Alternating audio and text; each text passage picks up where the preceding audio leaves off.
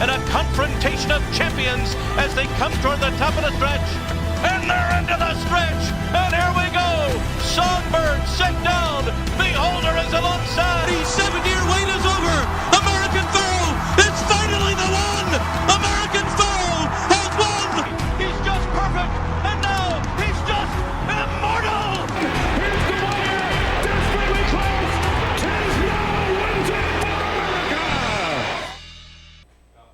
Hello and welcome to the Capital OTB Weekend Stakes Preview. We're actually doing 2 stakes preview this weekend because of the enormous weekend here. And this version of the stakes preview, we'll be doing the Kentucky Oaks. And the Kentucky Oaks undercard, all the races will be at Churchill Downs. Sully Crotty, Mike Callahan. Mike, how you doing? What's going on, Sully? Big weekend here at Capital OTB. And normally, we'd kind of dive right into the action, but with everything going on this week, do want to go over promos here at Capital OTB. Starting out with our Bet 200, Get 200. That's our big feature right now, May 1st through the 5th. Already started. You have until Sunday to sign up for an account. Put $200 into your account, wager the 200. You get the 200 back, win or lose. It's a no-brainer. If you already have an account, let some people know, family members, friends. It's terrific. As an added bonus, you also are eligible to be part of the $1,000 Seth Merrill Preakness bankroll as well. So now is the time to sign up. You're going to see a lot of different promos with a lot of other entities. Some of them have different variables. Some of them have different layers. There are different criteria. Ours is very straightforward. Bet 200, get 200. Once you do so, you get your 200 back. Hopefully you won off the 200 and you made some money as well. And hopefully everybody signs up for an account. Take advantage of that May 1st through the 5th. Also, we're going to have reservations at the clubhouse. Take advantage of that. $5 per seat, $20 per table. I know reservations are going really fast. So definitely call, reserve your spot here at the Clubhouse Racebook. Always terrific time. We have Legends Field inside. And again, $5 per seat, $20 per table at the Clubhouse Racebook. Watch the Derby, the 145th edition. Also on Friday, we're going to have wagering available Friday and Saturday at the City Line. We do each and every Triple Crown season located at 1200 Western Ave in Albany. It's a great spot. Stop down. We will have a teller available from 11 to 8. There's also food and beverage available. Great spot, especially if there's weather. And the weather looks to be okay so far on Saturday. We're taping on Tuesday, so there still is a couple more days to go. But hopefully the weather is great, and you can stop down to the City Line to bet the Kentucky Derby on Friday and Saturday.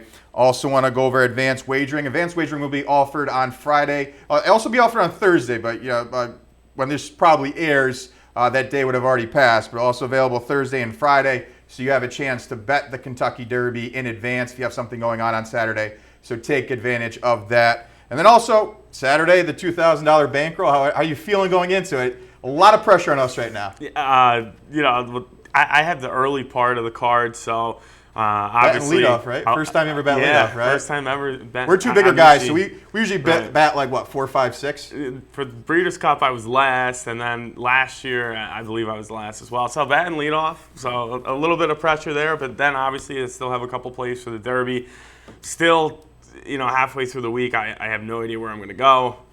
So we're going to have to figure that out, really look into that. But excited to bet leadoff, excited to get the bankrolls going. $2,000, we each get $1,000. Seth, as you said, gets $1,000 for the Preakness. So big spot here and looking forward to it. Yeah, hopefully you're making a lot of money for the bankroll team. If you did sign up, you will get an email if you made the team. So check your email, the one that you did when you signed up for. We're going to have some new accounts that are going to be in it. We're going to have some existing accounts in there as well. Sully betting $1,000, I'll bet $1,000. Hopefully make a lot of money for the team. Going to be fun. And follow us online on our Twitter at Capital OTB to take advantage of all the selections and plays. Take a look at what our thoughts are. We just saw the post positions today, which is Tuesday. Again, you're probably watching this on Friday, but there's a lot of interesting variables going into it. Obviously, Warwell getting the one hole. He was a horse I had in just outside my mix, so we'll see how it goes. We're really going to have to size it up and, again, hopefully make some money for the team. Also on Saturday, we're going to have wagering available. The Betmobile is going to be at Martell's, the Colony Golf Course, located at 418 Council Road in Colony. Always a great spot. Again, we've been there for some big race days, so stop down for the Betmobile at Martell's on Saturday. And also a new spot on Saturday, we're going to have 72 Tavern and Grill in Utica Auditorium, located at 400 Oriskany Street West in Utica. It's going to be a new spot for us. We're going to have a teller available from 11 to 8, so stop down and wager the Derby if you live in the Utica area as well. So on Saturday, you can bet the Derby at a new spot, 72 Tavern and Grill in Utica. And then last but not least, tourney bets, which we've been having for the last couple months. It's been fantastic so far. A lot of online contests. Go to CaploTB.com. You're going to see that show up there. Click on that. It'll direct you to the actual tournament page. There's some free contests. There's some contests that cost $25. There's a big one every Sunday. So take advantage of all that. I mean, they're great promos. The show time is similar to our Knockout Challenge. So if you like the contests that we have here at Caplo TV, these are definitely similar. And we've been doing really well. Our patrons at Caplo TV have been doing very well. So take advantage of that Thursday through Sunday each and every week. So that's what we have going on, a big week. And let's go over the action. Yeah, so we're going to look at all 6 graded stakes races on the Kentucky Oaks card on Friday. And the first one we're going to look at is race 5, the 5th race on Kentucky Oaks Day on Friday, May 3rd. 5th race is the 8 Bell Stakes, 7 furlong grade 2 event.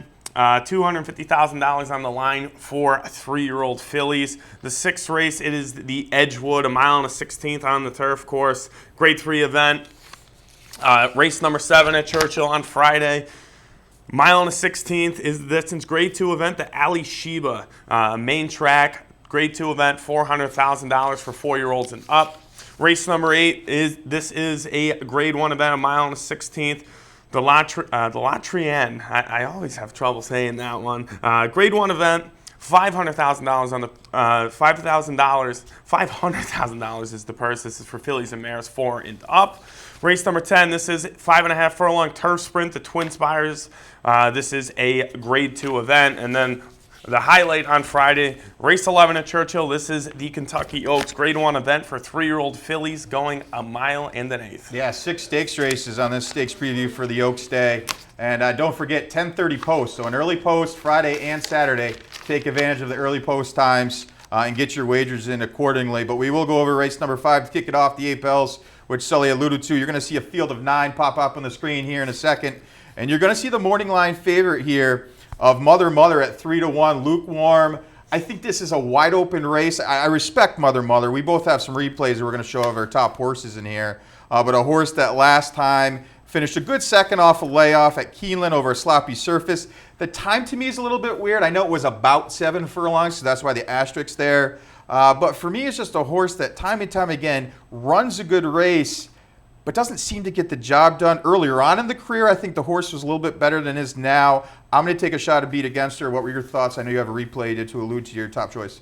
Yeah, I also took a shot against Mother, and hopefully this is the horse that everybody just hammers down from that 3-1 price. I actually like Queen of Bees, the number 3 horse, and I am going to pull up a replay here from last time out in an optional claimer and from the far turn at Gulfstream. This was on January 31st going the mile. So cutting back to the 7 should not be an issue at all, as this horse did look great going 7, 2 starts back to break the maiden. But facing winners for the first time, here's a horse that had to swing wide a little bit, but got a perfect trip from a stalking roll. So I did use Jorge Abreu's horse here, Queen of Bees. With the closing speed, because there is a lot of speed in this sprint race. I like horses cutting back 2 sprint races after already having some success at the sprint level. So I again, with the amount of speed in here, I think Jose gets a perfect setup. And I think the 4-1 price may go up just a little bit.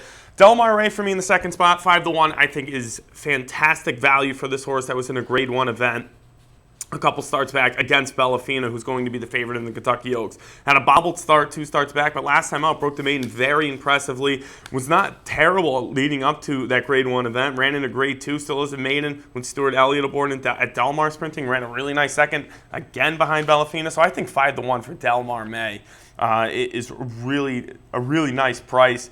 And then in the third spot, I did go with Mother. I think this horse is going to get hammered, but on the front end, this horse does the best running. We saw that in the Starlet at Los Al, and then at Santa Anita in a couple graded stakes. The horse did well from off the pace, but if this horse gets the lead, that's where the horse is most dangerous. There's a lot of speed in here. I don't think Mother gets the lead, but I still think runs a credible race to run in the money. But for me, I do like the Jorge Abreu runner, Queen of Bees. I went 6, 3, 8, and 9, and I'm right on board with you. I just flip-flopped your top 2. We are going to take a look at that very good maiden breaker for Del Mar May as we're going to see the replay of last time. I thought it was very professional. Was coming off a 7-month layoff. It's going to be the 9, sitting second right now. When she gets asked by Joel Rosario, she really does extend her stride and finishes up very professional in a solid time of 1:23.3 for the 7. I think this distance is best for her. You saw a couple races at 5 and 6 where she came up short, but it was against both stakes caliber horses, Brill and Bellafina, and Bellafina is going to be the favorite in the Oaks, as Sully talked about as well. Then you're going to throw out the Chandelier to the mile and 16th. I didn't think she wanted that distance. I think 7 furlongs hits her dead square right in the eyes. And she's going to get a good setup in here because she doesn't need the lead. She's able to stalk and pounce. And like Sully alluded to, there is going to be a lot of speed in here. The 4 break even, who's stretching out undefeated so far, 3 for 3. Stretching out to the 7 is going to show a lot of speed. I think Mother's not going to be too far off. I think the 1 Take Charge Angel is going to be probably sit in the pocket, or even could be one that wants to take advantage of a really fast pace as well and get the jump on them from coming up the rail. I think that's one that's going to show some speed in here. I think it's wide open as far as who gets the lead. Also, Lyrical Lady, a horse that's never not been on the lead going into the first quarter. So with all the speed in here, I definitely want someone about mid-pack or farther back, and I'll land on Del Mar May at 5-1 underneath your horse who's on top, Queen of Bees. 2 for 3 lifetime, another one that can rate, cutting back, like you said, really like that situation, cutting back from from a mile to 7 furlongs in here. Is going to benefit from a quick pace in here, so the 3 looks quite logical. Then the 8 at 20-1. This is a horse I've liked. If you watch the stakes preview frequently, this is a horse that's been in the money 8 of 10. Now, has the 1 win. That's something that's going to steer you away. But if you're looking for a complete pace meltdown, which we kind of expect in here, Bizwax is going to be one that's going to be able to rate. Last time finished a creditable 4th in the Ashland. But if you go back to 3 back, broke the maiden very well at Santa Anita, finished a solid 3rd with Chocolate Kisses and Motion Emotion, who are both stakes caliber horses as well. I think Bizwax, and the fact that Doug O'Neill, first time blinkers is 26%. Don't sleep on Bizwax. I think at 20-1 is a must use in your multis and definitely in your verticals, especially in the tries and supers, because I think this is going to be a horse that's going to be running late as well. So for me, I saw it 6, 3, 8, and 9. Your thoughts? 3, 6, 9, and 5. All right, we will transition now to the Grade 3 Edgewood, race number 6 on Friday. Mile and 16th, and there is 2 notable names, but really 1 headliner, and newspaper of record, who was the 2-year-old juvenile Phillies turf champion.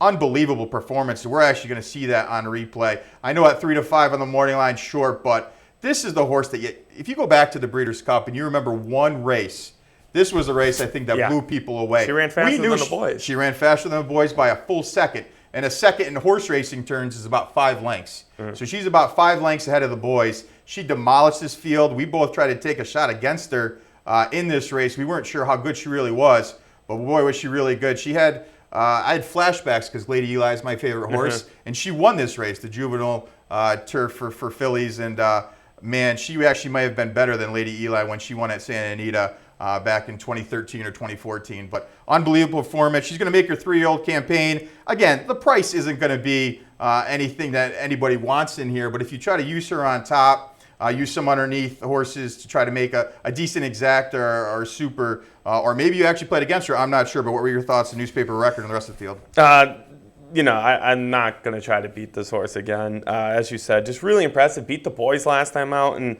depending on the weather, if it's a yielding turf course, this horse has been on the yielding turf course 3 times in a row. Firm turf course should not be an issue for this horse at all. There is a little bit of concern here because there is some speed in this route race. But then again, Irad should get to the lead. She can handle really quick fractions. She can handle slow fractions, obviously, on the front end. I'm not going to try to beat newspaper record. I'll use that horse on top. I'll use Fortunate Girl, the number 4 underneath. Just trying to split up the 2 short prices, the 1 and the 2. Florent Theroux is going to be aboard for Mark Casse. Excuse me. And this is a horse that ran in the stakes race a couple starts back. Lost to a nice horse in Bells to 1, finished second by half a length. But this is the only time that horse got to the lead. Usually this horse runs well, broke the maiden from off the pace last time out, and then allowance non-winners of 1 at Keeneland, 1 from off the pace as well. And that was a nice field of 12 at Keeneland. This is a horse that got it done at around 4-1. So now you're getting 20-1 in a race that has a a lot more speed than it should. In a mile and a 16th on the grass. Fortunate Girl should get a jump on the closers from a stalking roll. Florent Giroux's been riding extremely well. Won the Keeneland meet. Rides well at Churchill Downs, and he's a really nice turf rider. So I like the 20-1 price just to split up the two favorites. And the number 2, 2-1, the other Chad runner I'm going to use in the third spot. This is another horse that likes to be forwardly placed. Went from breaking the maiden to winning a grade 3 at Gulfstream, going a mile and a 16th. Really impressive win there, beating a nice horse in Princess Crolin. So I like the two Chad horses, obviously, going to get a lot of attention. I think it's going to be tough to beat Newspaper of Record, but I'll try to split them with a nice price at 20-1 with Fortunate Girl. So I went 1, 4, 2, and 5 in the Edgewood. I had similar thinking with a couple different horses. I went 1, 5, 3, Newspaper Record on top, obviously for all the reasons, 3 for 3 lifetime. The bullet work, starting a 3-year-old campaign. Chad says, all signs potentially may point over to Europe to try to take on those horses. We'll see if that actually happens, but I think she should be really tough to beat in here, especially when she has the pace edge on a bunch in here. Concrete Rose in the second spot. I thought Concrete Rose was the only horse in that replay that took a shot at Newspaper Record in that Breeders' Cup Juvenile Fillies Turf, and she paid the price that day. She ended up finishing 8th, but she got a little bit gutsier on the far turn, ultimately ended up costing her. But other than that, she's 3 for 4 lifetime, including that victory last time in the Florida Oaks down at Tampa Bay against some really nice horses. Blowout, who I know you like, and also Winter Sunset, who I'm high on in here as well and having the third spot. So I think Concrete Rose, I think she really needs to significantly improve to beat Newspaper Record. I think she's a solid contender to round out maybe a $12 or $14 exacta in here. And maybe if you have 10 or 20 bucks on it, maybe able to profit in this race. And then the 3 in the third spot, Winter Sunset. Finished 3rd last time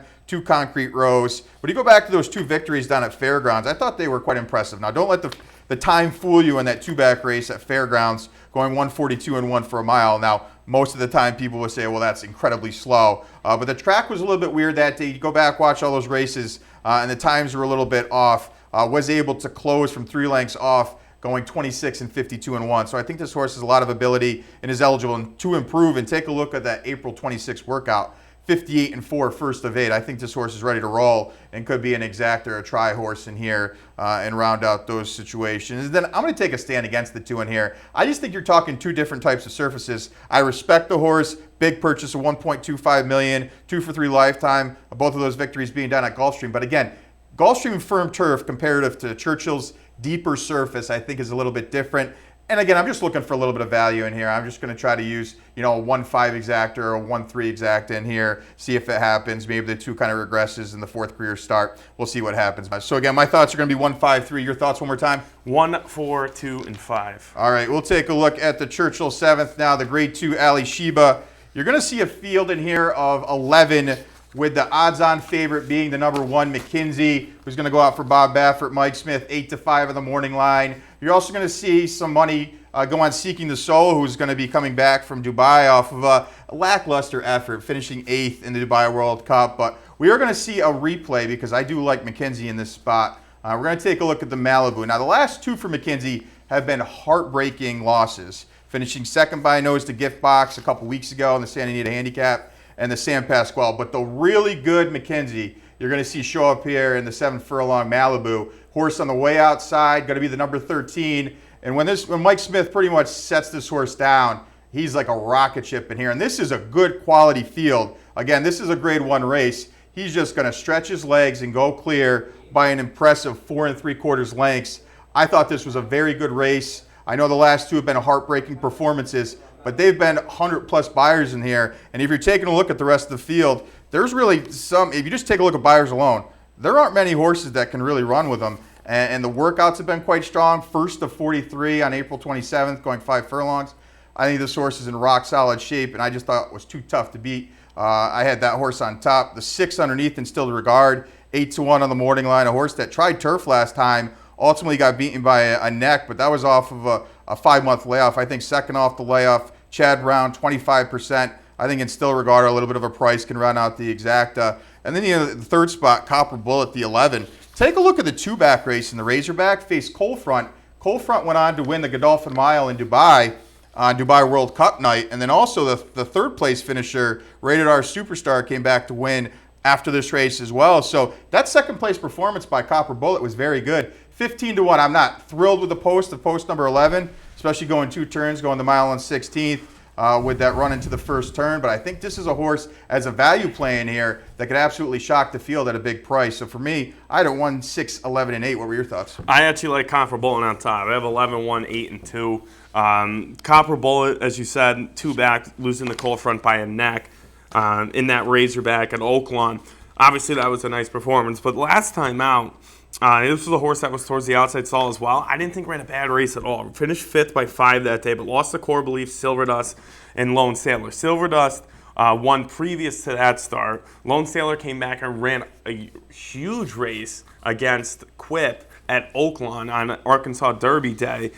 So this is a horse that has raced against solid competition, and the horses that this horse has beaten or has ran against came back and ran monster races the next time out. And as you already said, Radar Superstar came back. And this horse is just completely wide the entire way with Jose Ortiz. But now you get Ricardo Santana back in the irons for Steve Asmussen. Obviously, he can't be wide this entire trip like last time out. But this horse can somehow work in to a better trip closer to the rail. This horse at 15-1, as you said, offers a ton of value. McKenzie in the second spot for me. Obviously, the horse to beat, just going to take a shot here to start out the pick 5. And this is a horse that's 2 for 2 at the distance, as you said. Looked great in the Malibu. The last 2 starts were a little heartbreaking, losing the battle midway in gift box. So I'll use McKenzie in the second spot. Obviously, the horse to beat. And Seeking the Soul. I know you like Seeking the Soul. Going into the Pegasus World Cup, ran a 103 buyer that day, went off 34-1, finished second. But Dallas Stewart just runs big in these type of spots, and he's usually on a number. But now you're at 5-2. A horse that deserves it is over almost $3 million in earnings. So I'm going to use Seeking the Soul in the third spot. Hopefully that price goes up a little bit from 5-2.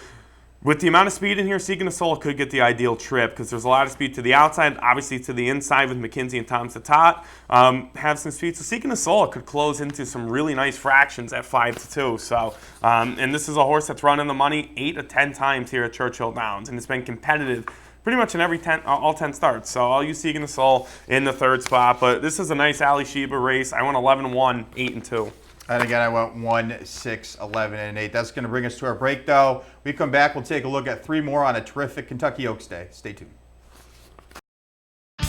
It's the most exciting 2 minutes in sports, the 145th running of the Kentucky Derby. And here's a special offer for all new Capital Bets account holders leading up to the Kentucky Derby. Open a new Capital Bets account at capitalotb.com, bet $200, and get $200 cash back. So whether you're a seasoned horse player or only wager once a year, don't miss out on this incredible offer. To learn how to claim your free money, go to capitalotb.com. Welcome back to the Capital OTB Stakes Preview, a special edition for the Kentucky Oaks as we are halfway through our stakes preview for an unbelievable Friday card at Churchill Downs. Again, note 10:30 post time. We're going through the 6 stakes races, but again, the overall card is just unbelievable. Yeah, it really is. And obviously with the early post, so just keep note of that. Early post at 10:30 at Churchill, 13 races on the card. And these 6 stakes races are absolutely fantastic. There's some allowance races that are great as well. So overall, it's just obviously it's a great weekend for horse racing, but this is probably one of the best Oaks cards I've seen in a while. Yeah, and don't forget the special wagers that are going to be available. The Oaks Derby, obviously, that's a big double that everybody knows about, but also the Oaks Turf Classic Derby as well. There's a lot of money to be made, using some horses. The minimums are reasonable so that you can use some horses and cover yourself in these type of situations. But again, with a pretty wide open Derby, and if you can get past Bellafina, which we're going to talk about in a little bit, this could be a pretty nice Oaks Turf Classic Derby pick 3 in here, and the value could be enormous. So we'll see how that goes. But we will jump back in to the action. Race number 8 on Friday is going to be the Grade 1 La Troienne. You're going to see a field here of 10 with your morning line favorite. And again, there's going to be 3 that are vying. Now, the morning line favorite's the 9, Secret Spice, at 5-2. But you're also going to see the 1, 2, and 3 who have serious chances to win this race. I'm not sure who actually is going to be favored in this race. Now, the races before, we knew Newspaper Record is going to be favorite. And a couple other races that we've already talked about. We kind of knew what the board was going to show. With this race, I have no idea what the board is going to show. Secret Spice, a horse that I respect, 2 for 3 as far as the last 3 go, including 200-plus buyers in the last one and 3 back. I respect the horse. I have the horse in second. What were your thoughts on this race? Do you find it as confusing as I do? Yeah, it is, and I'm trying to beat Secret Spice in here with She's a Julie, and I do want to pull up the replay of the Bayakoa last time out, and she was very, very impressive that day in the Bayakoa. She's the number 6 here, and as you can tell, just watching the far turn in the stretch, she really puts away a nice Bayakoa field. Moonlit Garden was in that race as well. So I think if she runs a repeat performance of what we saw here in this replay, a 95 buyer, she's going to be very tough to handle. And I actually think the rail stall is going to help her out with the speed that this horse has, getting to the front end from the rail, cutting a couple corners. This horse is definitely dangerous here. So I like the 7-2 price. Again, as Mike kind of alluded to, we don't know who's going to take all this money. If She's a Julie stays at 3.5 to 1, that'll be a pretty big win bet for me. So I do like She's a Julie. That was just a really nice performance. And I've been a fan of the horse heading into that Bayakoa. Ran well at Remington Park and at Saratoga. I thought in the Alabama against Eskimo Kisses, I thought just had a perfect trip, but ran second in the Alabama and then went out and won the Remington Park Oaks. So She's a Julie on top for me for Steve Asmussen. I'm trying to get a little bit of a price underneath. I'm going to use the 7 Teresa Z. Teresa Z is a horse that raced against a little bit weaker than this field, but still stakes races where this horse has ran some really nice numbers.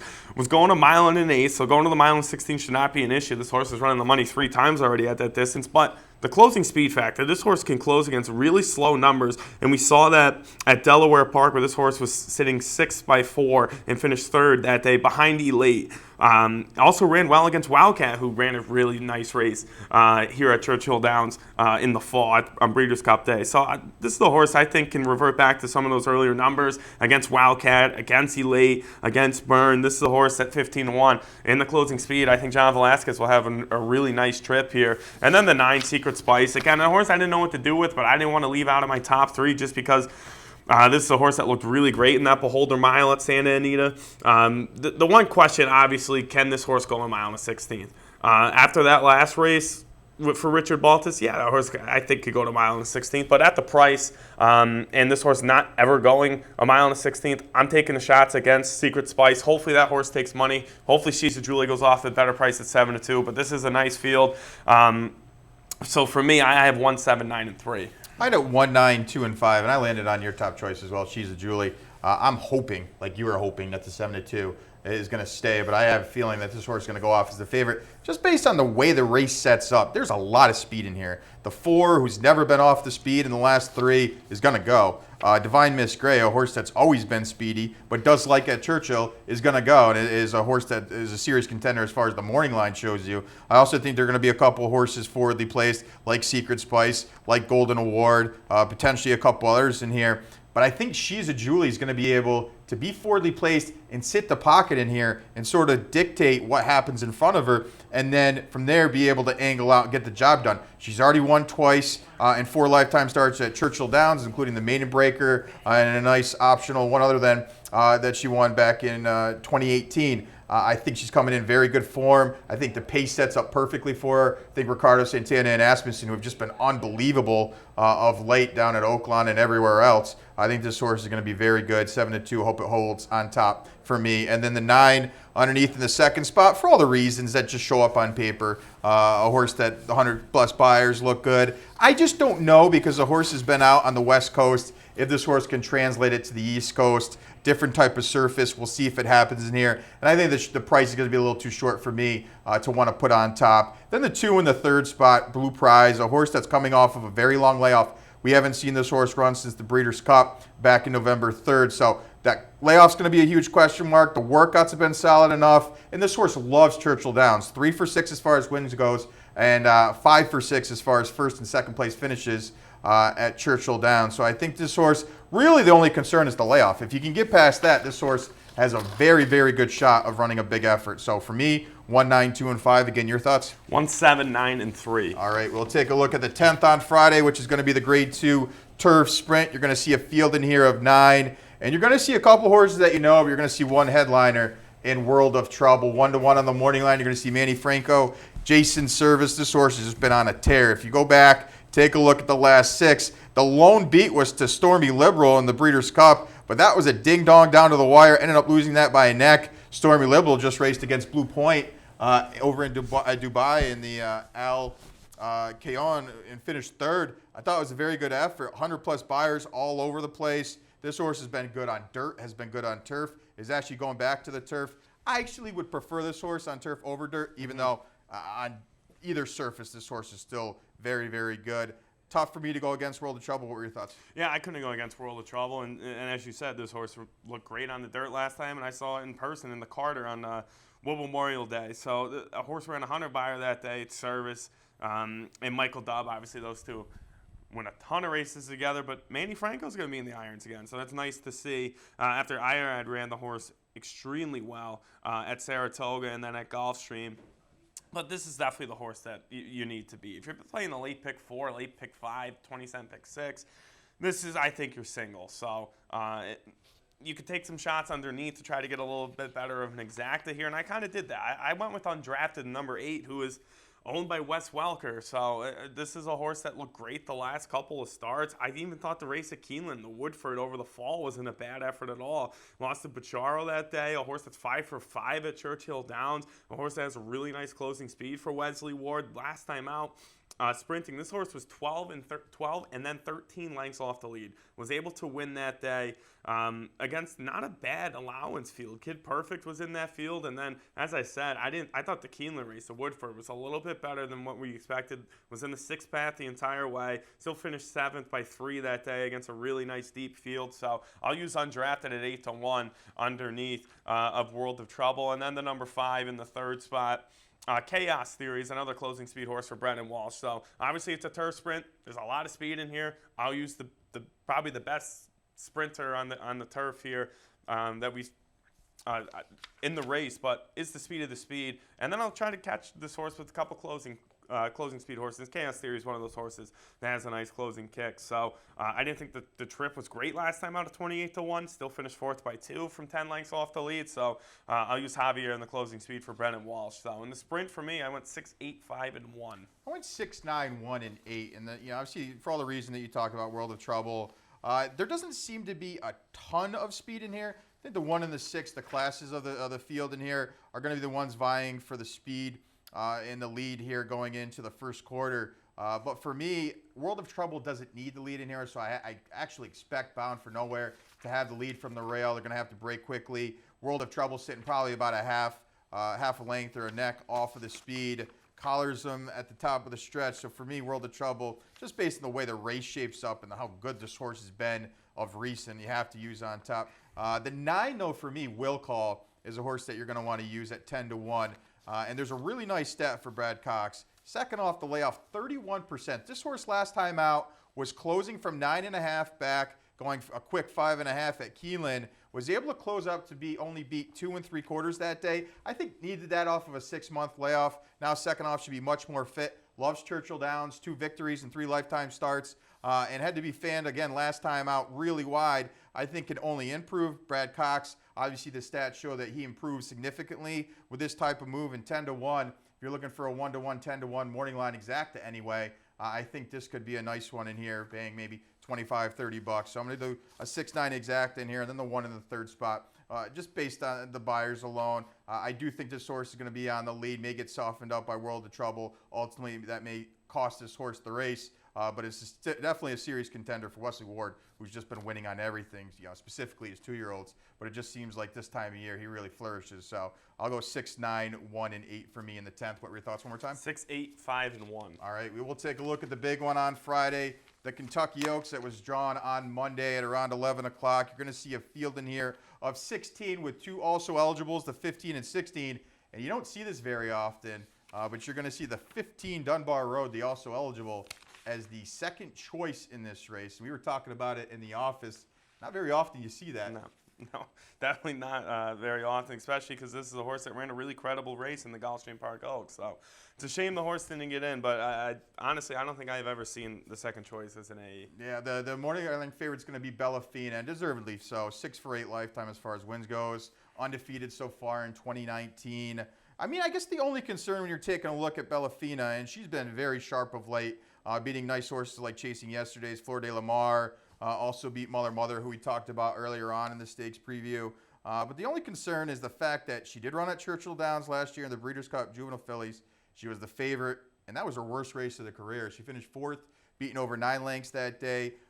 What are your thoughts kind of going into it? 2-1 to me in a field where you have so many options. No one really wants to settle on the favorite. She's talented, and I would not be shocked.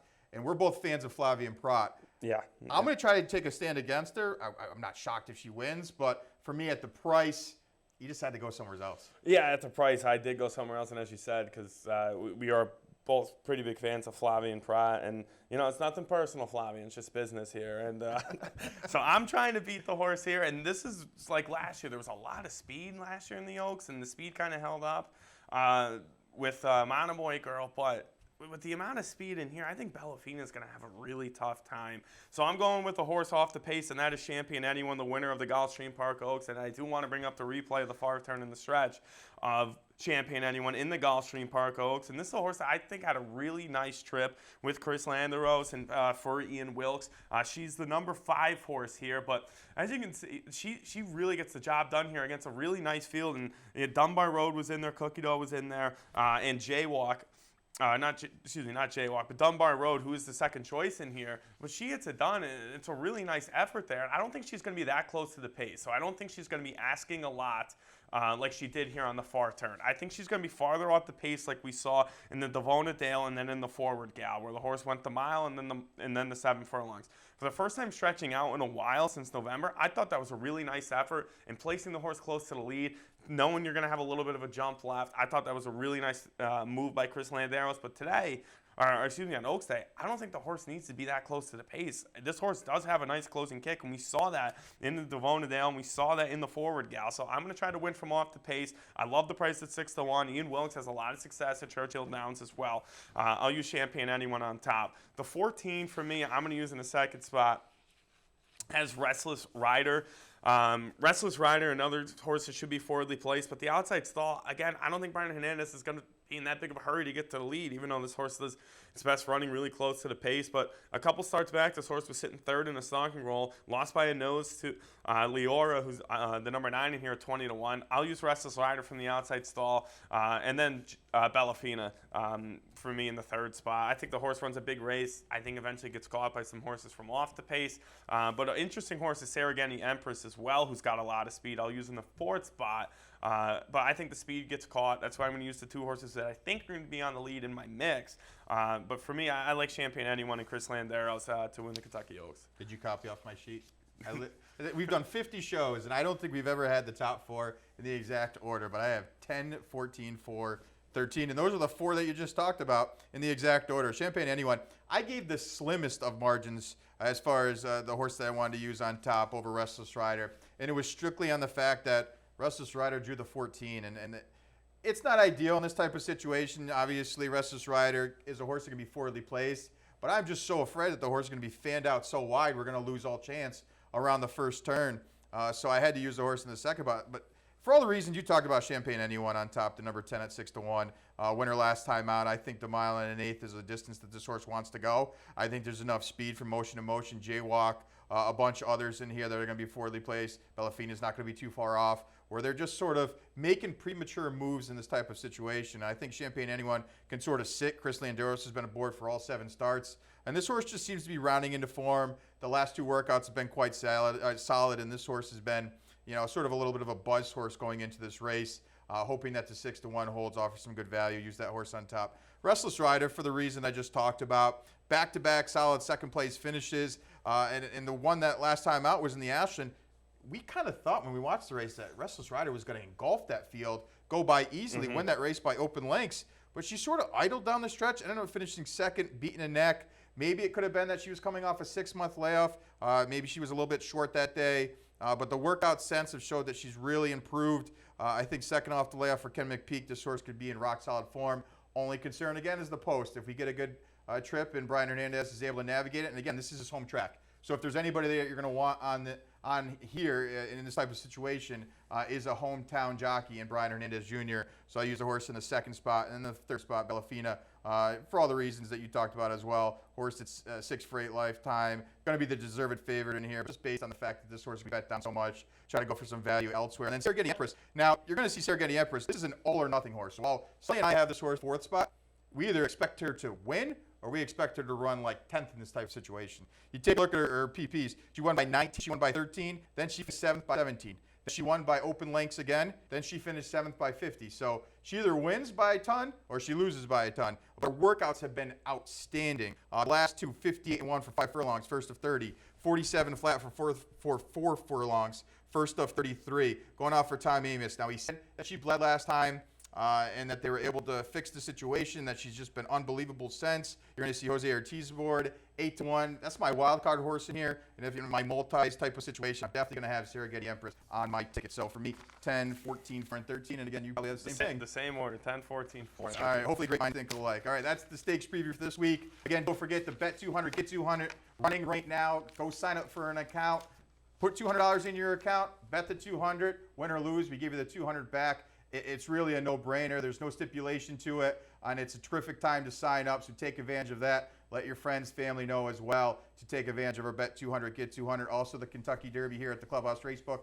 You still have time for reservations, $5 per seat, $20 per table, and again, that gets you admission into the clubhouse. It gets you a 145th Kentucky Derby glass as well, and also it's going to be a great time here with Legends, a field inside. Terrific restaurant inside the Clubhouse Racebook. Also great things like advanced wagering offered on Friday. We're also going to have the $2,000 bankroll as well with myself and Sully Crotty on Saturday, and we will have the stakes preview for Kentucky Derby Day coming up here tomorrow as well, so take advantage of that. Also have wagering available at Cityline. We're also going to have the Betmobile at Martell's Colony Golf Course, located at 418 Council Road in Colony. And then also the Bet Bus is going to be out in Utica at 72 Tavern and Grill. So there's a lot going on this week. And again, take advantage of everything going on. Kentucky Oaks, Kentucky Derby. And again, we'll be back tomorrow with the Kentucky Derby edition of the Capital OTB Stakes preview for Sully Crotty and myself. Till we see you again, take care.